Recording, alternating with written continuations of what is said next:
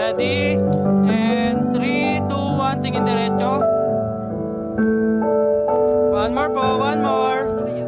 And 3, 2, 1, go. Tingin diretso. Wait lang.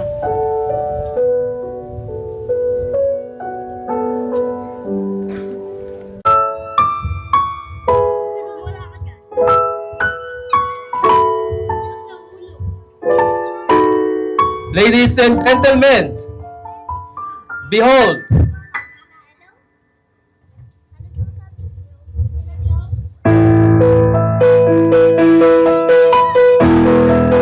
the beauty of the bride.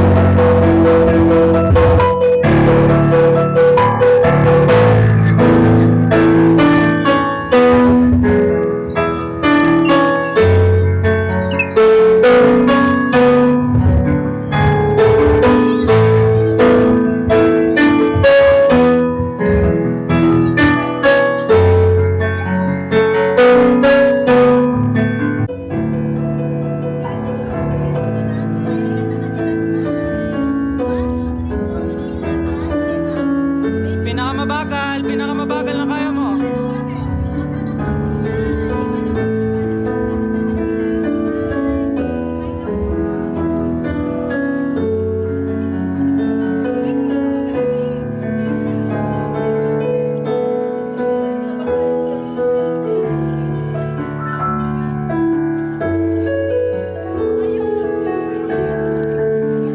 Mas mabagal pa dyan, ma'am.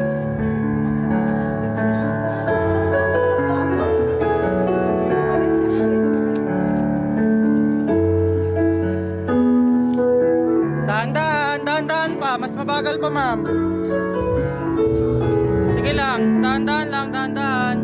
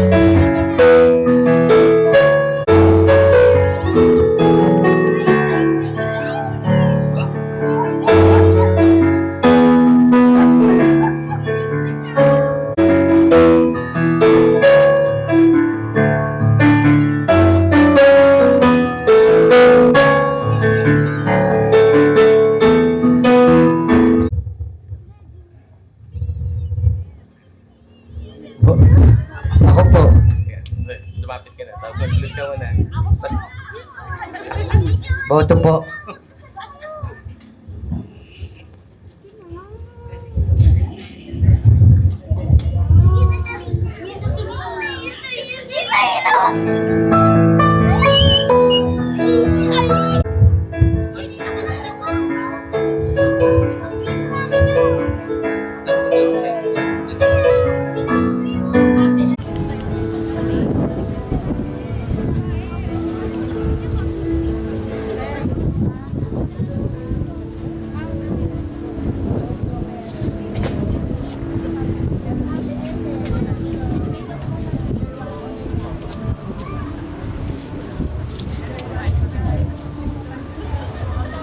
Ang Diyos ang lumikha sa lalaki at babae para sa isa't isa at siyang nagtatag ng kasal.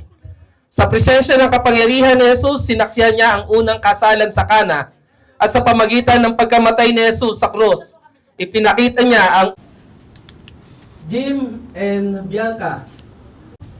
Pagkatapos ng seremonyang ito, kayo ay legal na magiging mag-asawa, subalit kailangan mong magdesisyon araw-araw. Disenyo ng Diyos ang pag-aasawa. It is a norm. At ang nais ko ngayong pong hapon ay magkaroon tayo ng tamang pananaw tungkol sa kasal. Doon sa mga may asawa po at pamilya na naririto, kailangan po ninyo itong ituro sa inyong mga anak upang magkaroon sila ng tamang pananaw tungkol sa pag-aasawa. Isa sa mga dahilan ng pagbagsak ng pamilya ay ang kakulangan ng kaalaman ng mga sumunod na henerasyon tungkol sa disenyo ng Diyos sa kasalan. Kaya napakahalaga. Mga mahal na ninong at ninang, pwede na po kayo maupo. Pakitanggal po ang cord at base. Tao hindi lamang sa tinapay na bubuhay, kundi sa bawat salita na igaling sa kanyang bibig. Pagulay-gulayan mo yung Jim and Bianca, pag-aralan yung teksto. Sabi nga po ng isang tinatag ng Diyos, ang Diyos ang gumawa kay Adan at siya rin ang nagsabing it is out by men for a particular period of time o magitan ng buto sa tadyang at ginawang babae at ibig. Lapasan ko na po yung iba kasi. Pwedeng tumayo kayong dalawa.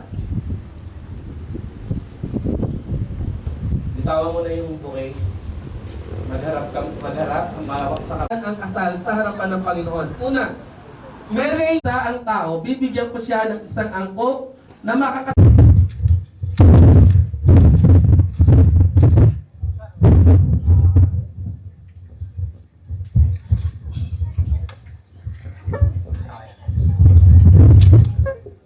Mike. Okay na. Hi, Flame. Baby, mahal ko. Ngayon, nandito na tayo sa harap ng Panginoon. Sa dinami-dami ng love letter na ginawa ko para sa iyo, ito na yung pinaka-special. Ang dami na natin pinagdaanan. Ang iyak.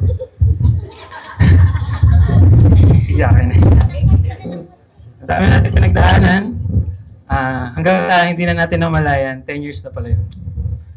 Parang kailan lang, nung nabighani ako sa ngiti mo.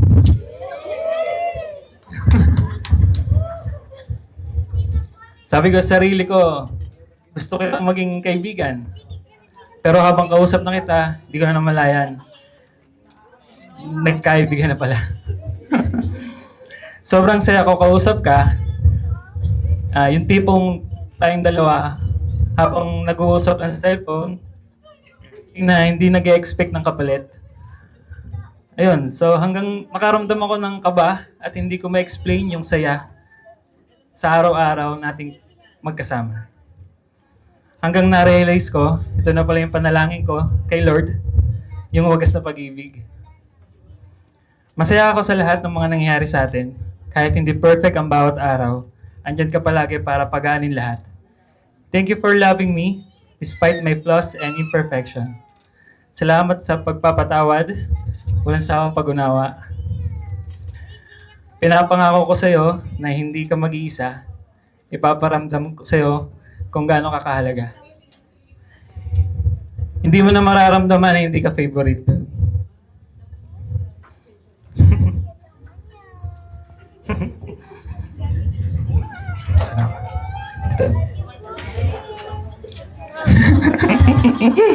Kahit hindi tayo nagkakaintindihan minsan, lagi pa din kitang lalapitan para pakinggan.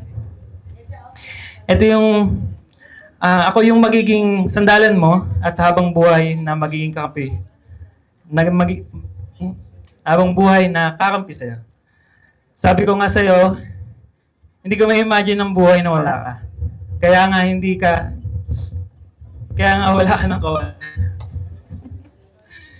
Kasama sabay nating haharapin itong mundo Asahan mong ipagtatanggol kita, poprotektahan, at mamahalin ka ng buong buo. Hayaan mo akong magtayo ng matibay na pundasyon at haligi ng bahay habang iniingatan yung puso mo pang habang buhay. Ito ang kong pangako sa pangalan ng Ama, ng Anak, at Banal na Espiritu. Amen.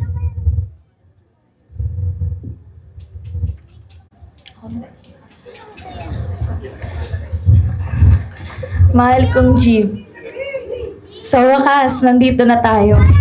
Matapos ang 10 taon, hindi ako makapaniwala na ito na ang araw natin, ang simula ng forever natin. Naalala ko pa nga nung unang gabi na pinuntahan mo ako sa bahay ng lolo ko. Nagulat ako. Pagtingin ko sa cellphone ko, may chat ka na nagsasabing nasa labas ka na. Hindi ko alam kung paano mo nalaman yung address namin. Pero simula nun, alam kong destined na tayo. Tila ba parati mo akong nahahanap kahit saan man ako magpunta. Nung una pa nga ay nagtatago ka pa sa dilim dahil sa sobrang hiya. Nang sinabi ko sa iyo na hindi ako lalabas dahil gabi na, naglakas loob kang pumunta sa liwanag at nagpakita. Kitang-kita ko ang kaba mo. Ganyan-ganyan. Lalo na nung tinawag ka ni tita para pumasok. Nilabanan mo ang lahat para sa atin. Isang gabi biglang sinabi sa akin ni Lola, sana maging okay kayo ni Jim. Ramdam kong alam niya. Simula noon, naramdaman ko, ang pamamahal natin ay may basbas na bago pamanon natin ito mapagdesisyonan. Mahal, salamat. Pinatunayan mo sa akin na kaya kong gawin ang lahat para sa atin. Kaya ng lagi mo sinasabi, para sa pamilya, para sa future. Naniwala ka sa atin, naniwala ka sa pagmamahal. Ikaw ang pinakamagandang nilikha ng Diyos. Ikaw ang isa sa buhay na patunay kung gaano ako kamahal ang Panginoon. Dumaan tayo sa matinding pagsubok pero ikaw hindi mo pinaramdam na mag-isa ako. Tinulungan mo akong bumangon muli. Sa lahat ng desisyon ko, ikaw ang unang tao nagtitiwala sa akin. Kahit saan ako pumunta, sinamahan mo ako. Iyan ang dahilan kung bakit simula ngayon pinipili kita araw-araw. Pangako ko mamahalin kita tulad ng nararamdaman ko ngayon na kailanman hindi ka na mag-iisa. Pangako hindi kita bibitawan. I promise na kahit anong pagsubok, kakayanin nating dalawa, kakayanin natin dahil kasama natin si Lord. Pangako ko na sabay tayong kikilos at magiging malungkot at iiyak at sa huli magsasaya. Pangako ko pakikinggan ko lahat ng nararamdaman mo. All your feelings will be valid. You will be heard. I will respect all of your decisions for us. Pangako aalagaan ko ang ating pamilya. Hindi ako makapaghintay na araw-araw kang lulutuan at sasabihin mo na ang sarap ng luto mo, kanin pa. Alam kong siya ang nagplano ng lahat para sa atin. Mula nung nag-floodlights ka ng mga FB post ko para mapansin kita. Ang ating love story ay sinulat niya. Hindi na ako makapaghintay na masaksihan lahat ng inihanda niya para sa atin. Hindi na ako makapaghintay na igugol ang aking buhay sa paglilingkod at pagbibigay ng karangalan sa Diyos kasama ka. Ito ang taimtim kong pangako sa pangalan ng Ama, ng Anak at ng Banal na Espiritu. Amen. Yamang narinig namin ang inyong mga pangako at narinig ng Panginoon Diyos. Meron po ba kayong simbolo ng inyong sinumpaang pangako? Na ito bilang tanda ng aking pangako na ika'y mamahalin habang buhay at magpapasalamat sa iyong pamumuno. Sa pangalan ng Ama, ng Anak, at ng Espiritu Santo. Amen.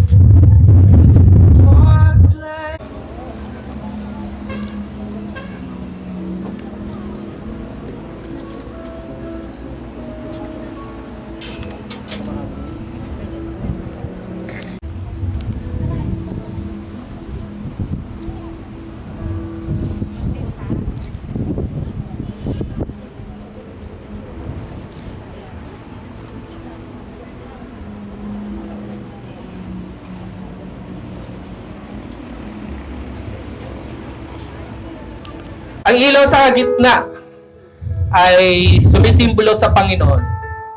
Siya po ang nagbibigay ng buhay, liwanag, di po ba? At ginamit po kayong instrumento para magkaroon ng buhay ang dalawa. Pakisindihan niyo po sa gitna. Yung kandila na sa gitna, sindihan niyo po ang inyong hawak na kandila. Pero wala po, sige lang po. Pakibigay niyo po kay Jim at na kay Bianca. Okay na po, pwede na po kayo mapo. Jim and Bianca, it's just a little twist sa pagpapaliwanag ng kandila. Ang usual ay dalawa sisindihan yung isa na sa gitna. Pero kalimitan na natin naririnig yon. Pero ito yung nice kong sabihin sa inyo. Ang liwanag na hawak ninyo ay panahon na meron kayong kasiyahan, magandang buhay, maraming achievement siguro. Pero sa buhay natin, dumarating ang mga problema, pagsubok. Jim, alam mo yan. At maring sa pagtatrabaho mo ay magkaroon ng suliranin. Pero huwag mong kakalimutan na kung mamatay ang liwanag, nagkukuti-kutita pang liwanag, pag namatay ang kandila, anong nangyari? Ang nakikita mo? Mausok, di ba? Huwag mong kakalimutan na sa harapan ng Diyos, meron kang pinangako ang mamahalin habang buhay at magiging kapartner. Lalapit ka kay Jim at sindihan mo muli ang iyong kandila. Sa panahon na mabigat ang pagsubok, ganon din ka rin, Bianca. Hindi ang buhay may asawa ay hindi bed of roses. And even roses have thorns. Di ba? So, meron mga pagsubok, maaaring sa pamilya, financial, maaaring sa kalusugan, sa trabaho, at minsan umaandap-andap ang liwanag ng kandila na dala-dala mo. At parang pagtingin mo ay parang ang bigat-bigat dalhin ng mga problema sa buhay. Nandyan, huwag mong kakalimutan na meron kang pinangako sa Diyos na partner habang buhay. At iyon ay si Jim. Sa panahon na mamatay yung liwanag sa kandila, kailangan mo lumapit kay Jim bilang kapartner. O sindihan mo yung ilaw mo kay Jim. Yan.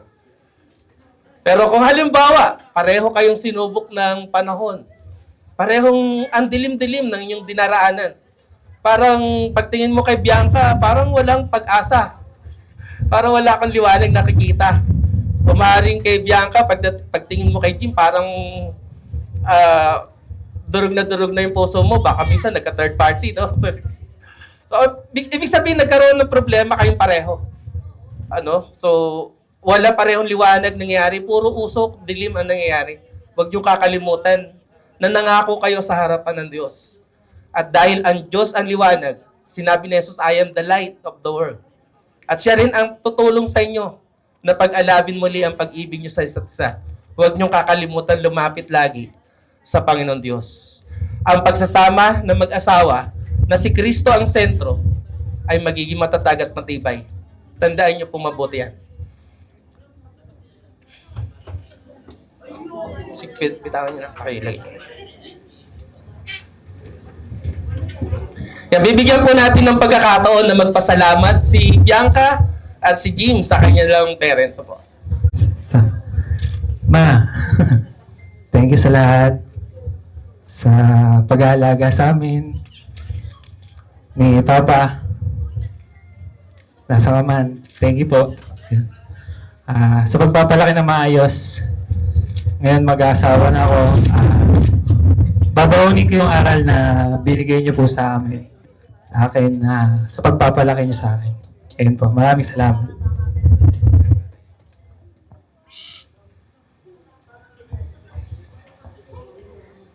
Daddy, maraming salamat sa lahat ng suporta nyo sa akin, sa mga desisyon ko sa buhay.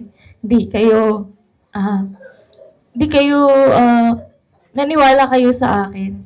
Maraming lahat ng sakripisyo nyo sa ni Jim.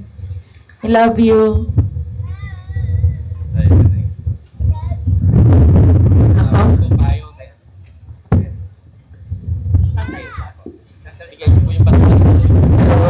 Hello. Hello. Kay Jim at kay Bianca. Sana magsama kayo ng habang buhay. Salamat at sa mga salamat sa mga ninong at ninang na nakadalo dito sa kasal ni Jim. Maraming salamat. God bless you. Sige po. Award na. Jim, Paula, this is it. God bless your union. Alam ko naman na nandiyan si God at lahat ng wishes nyo at mga pangarap, alam ko, nandiyan si God. Gagawin kayo sa lahat ng mga pangarap nyo sa buhay. At sa lahat po ng mga sponsor, sir, ma'am, thank you po sa inyong lahat. At isa po kayo sa naging saksi po sa pinaka-importanting okasyon na to sa buhay ng mga anak namin. Maraming salamat. Thank you po. Pakilagay lang po dyan. Pwede kayong tumayo na dito sa... And receiving of rings. By virtue vested upon me as the minister of the gospel of the Lord Jesus Christ, and according to the laws of the Republic of the Philippines, I now pronounce you husband and wife. What God has joined together, let no man put asunder. Jim, you may now kiss your bride. Aking kamay at tayong dalawa'y maghahasik ng haligayahan. Bitawan ng unang salita, ako ay handa ng tumapampay. Isang panaginip ang muli. Ladies and gentlemen, with much privilege, gusto ko pong ipakilala sa inyo ang bagong kasal, Mr. and Mrs. Jim Argosino. Let's give them a round of applause.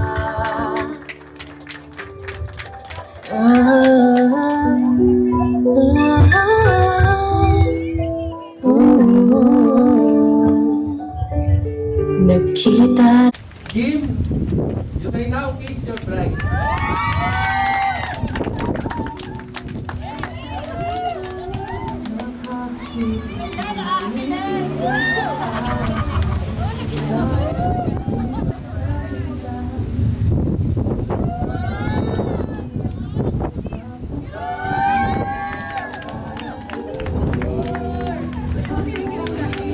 Ladies and gentlemen,